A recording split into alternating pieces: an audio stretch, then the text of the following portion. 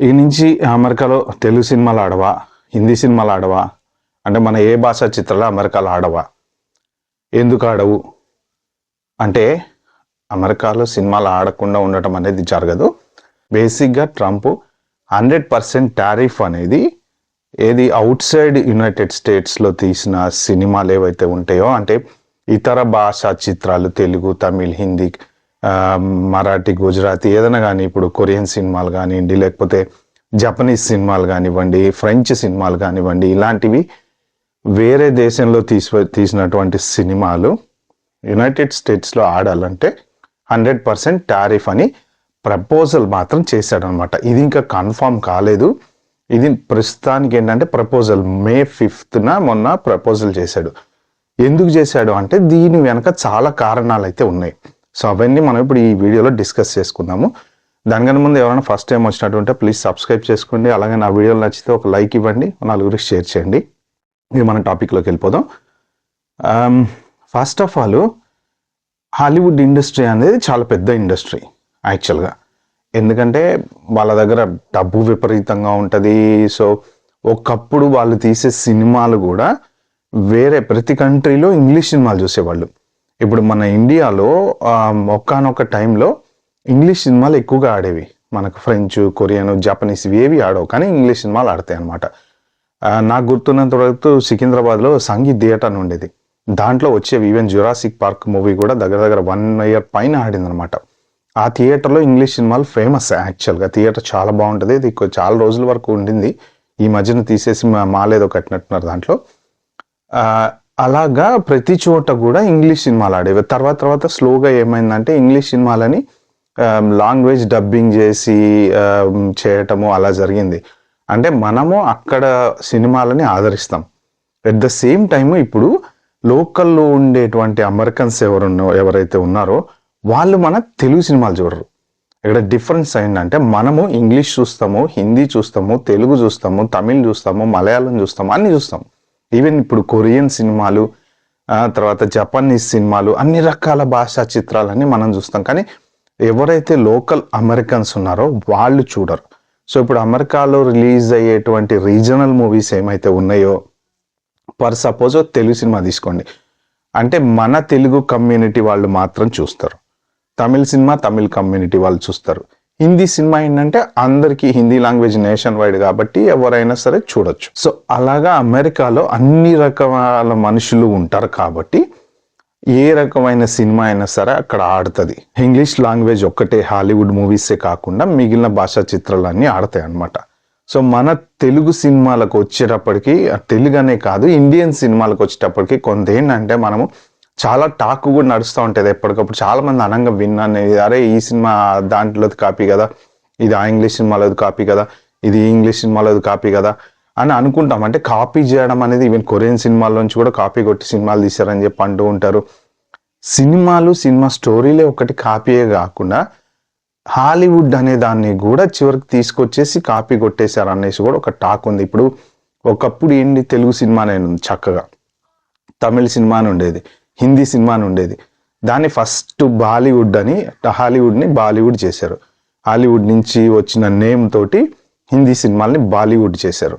ఆ బాలీవుడ్ తర్వాత ఇక ప్రతి వాళ్ళు అదొక పేరు పెట్టుకోవటం. టాలీవుడ్ అంటే తెలుగు సినిమా, కోలీవుడ్ అంటే ఇంకేదో కన్నడ సినిమా, తర్వాత మాలీవుడ్ అంటే మలయాళం సినిమా, ఇట్లా ఎవరికి వాళ్ళు పేరుని కాపీ కొట్టేసి పేరు అట్లా పెట్టేసుకున్నారు.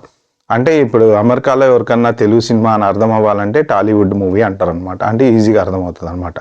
సో తెలుగు సినిమా అనేది ఇప్పుడు తగ్గిపోయింది. టాలీవుడ్ అనే ప్రతి చోట వస్తుంది.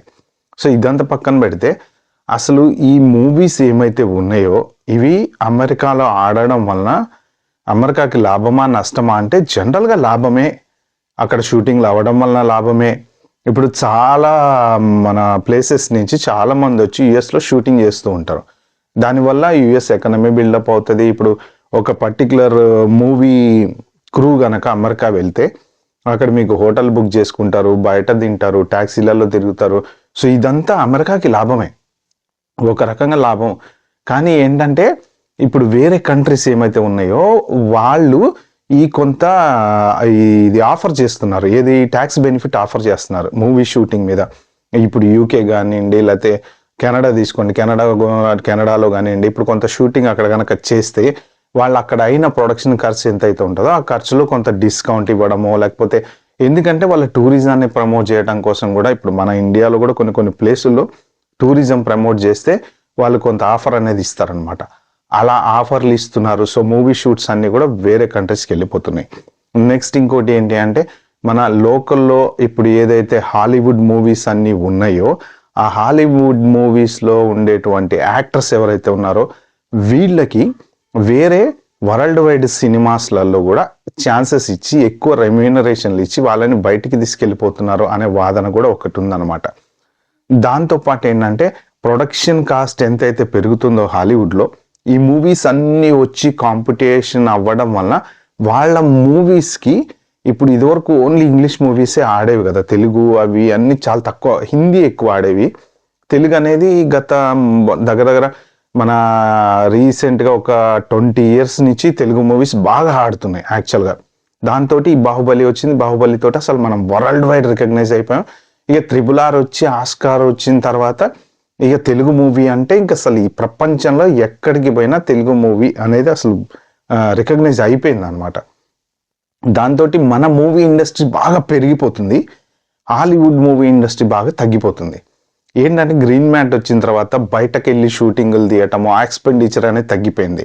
అఫ్ కోర్స్ గ్రీన్ మ్యాట్ మీద షూట్ చేసి దాన్ని ఎడిట్ చేసి ఇదంతా చేయాలంటే అది ఎంత ఎక్స్పెన్సివ్ ప్రాసెస్ అయినా కానీ ఏంటంటే ఒక గదిలో కూర్చొని దాదాపు మీకు చాలా సినిమా తీసేస్తున్నారు. అంటే ప్రొడక్షన్ కాస్ట్ అనేది కొంత ఇప్పుడు బయటకు వెళ్తే ఇప్పుడు ఎక్కడన్నా మౌంటైన్స్లో షూటింగ్ తీయాలనుకోండి, ఒకప్పుడు స్విట్జర్లాండ్ మౌంటైన్స్లో షూటింగ్స్ తీశారు. ఇప్పుడు అదే స్విట్జర్లాండ్ మౌంటైన్లో షూటింగ్ తీయాలంటే గ్రీన్ మ్యాట్ వేసేసుకొని తీసేయచ్చు ఈజీగా.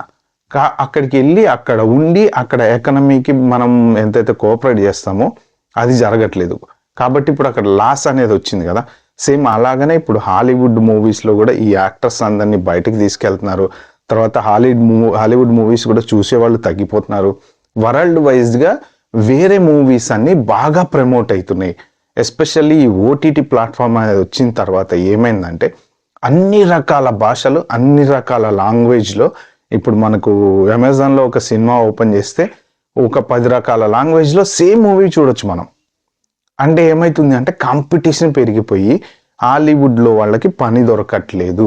మెయిన్ అక్కడ ఉండేటువంటి ఆర్టిస్టులకి కానీ లేకపోతే ఎవరెవరైతే క్రూ ఉంటారో వీళ్ళందరికీ ప్రొడక్షన్ తగ్గిపోవటం వల్ల వాళ్ళకి పని తగ్గిపోతుంది, ఎంప్లాయ్మెంట్ అనేది ఉండట్లేదు. ప్లస్ సినిమాలకి కాంపిటీషన్, ఇదివరకు ఎక్కువ సినిమాలే ఇంగ్లీష్ సినిమాలు ఆడేవి కాబట్టి జనాలు చూసేవాళ్ళు. ఇప్పుడు దాంతోపాటు వేరే భాష సినిమాలన్నీ రావటం వల్ల ఏమవుతుందంటే స్ప్లిట్ అయిపోతుంది. అందుకని చెప్పేసి దాంతోపాటు ఓటీటీ ఒకటి వచ్చింది. ఓటీటీ రావడం వల్ల ఏంటి, అన్ని రకాల భాషలు అన్ని రకాల మంది జనాలు చూస్తున్నారు అని హాలీవుడ్ ఫిల్మ్ ఇండస్ట్రీకి ఉన్నటువంటి పవర్ తగ్గిపోయింది, దాంట్లో ఉన్న ఎంప్లాయ్మెంట్ తగ్గిపోయింది, దాంట్లో ఉండే వాళ్ళకి సరైన ఆర్టిస్టులకి కూడా సరైన ఛాన్సెస్ అనేవి అక్కడ లేవు, బయటకెళ్ళి చేసుకుంటున్నారు వీళ్ళు అని హాలీవుడ్ ఇండస్ట్రీని ప్రమోట్ చేయటం కోసం ట్రంప్ ఈ టారిఫ్ ప్రపోజల్ అనేది చేశారనమాట. బట్ ఏది ఏమైనా సినిమాలు అయితే కొంత మనం హాలీవుడ్ని చూసి నేర్చుకున్న సినిమాలు ఉన్నాయి. ఇప్పటికి చాలా మంది డైరెక్టర్స్ కానీ చాలా మంది కెమెరామెన్లు కానీ హాలీవుడ్ బుక్స్ చదువుతూ ఉంటారు, వాళ్ళు రాసిన కెమెరా యాంగిల్ బుక్స్ చదువుతూ ఉంటారు, డైరెక్షన్ బుక్స్ చదువుతూ ఉంటారు. సో వాళ్ళ దగ్గర నుంచి కొంత నేర్చుకునేది అయితే డెఫినెట్గా చాలా మంది నేర్చుకుంటారు. ఇప్పుడు ఏమైందంటే రివర్స్లో తెలుగు సినిమాని చూసి నేర్చుకుంటున్నారు అన్నమాట. అది మన గొప్పతనం. సో మన తెలుగు సినిమా ఏ స్టేజ్కి వెళ్ళిందంటే అరే వీళ్ళని చూసి మనం నేర్చుకోవాలి, వీళ్ళు ఇంత బాగా సినిమాలు తీస్తున్నారు, ఏంటి వీళ్ళ టెక్నాలజీ ఏంటి వీళ్ళు అంటే మనము ఇప్పుడు చాలా సినిమాలకి యుఎస్ నుంచి కూడా హైర్ చేసుకుంటున్నారు కెమెరామెన్స్ని, తర్వాత టెక్నీషియన్స్ని, గ్రాఫిక్ డిజైనర్స్ని, బోల్డంత మందిని. అంటే పెద్ద పెద్ద సినిమాలు, చిన్న సినిమాలు ఎవరు చేయరు అనుకోండి అంత ఈజీగా, పెద్ద సినిమాలకి వీళ్ళందరినీ హైర్ చేసుకుంటున్నారు. అంటే ఇప్పుడు అక్కడ పనిచేయాల్సిన క్రూ అంతా వచ్చి వేరే దేశాలలో పనిచేస్తుంది అనేది ట్రంప్ వాదన అనమాట. సో దీనికి గనక మనం 100% టారిఫ్ వేస్తే ఇంకా వీళ్ళ బడ్జెట్ పెరిగిపోతుంది, వీళ్ళు అంత ఈజీగా ఇక్కడ రిలీజ్ చేసుకోలేరు, మన హాలీవుడ్ వాళ్ళంతా బ్యాక్ వచ్చేసి మన సినిమాల మీద పనిచేస్తారు, మనకి ప్రొడక్షన్ వాల్యూస్ పెరుగుతాయి, మనకి ఎంప్లాయ్మెంట్ పెరుగుతుంది, మన సినిమాలు అందరూ చూస్తారు అనేది ప్లాన్. ఓకే ఫ్రెండ్స్, ఇది బట్ ఏంటంటే సినిమా ఆడదు అనేది అయితే నిజం కాదు. ఇప్పటికీ అది అయితే కన్ఫామ్గా అయితే కాలేదు, జస్ట్ ప్రపోజల్ మాత్రమే. ఈ వీడియో మీకు నచ్చినట్టయితే లైక్ చేసి subscribe my channel. Thank you.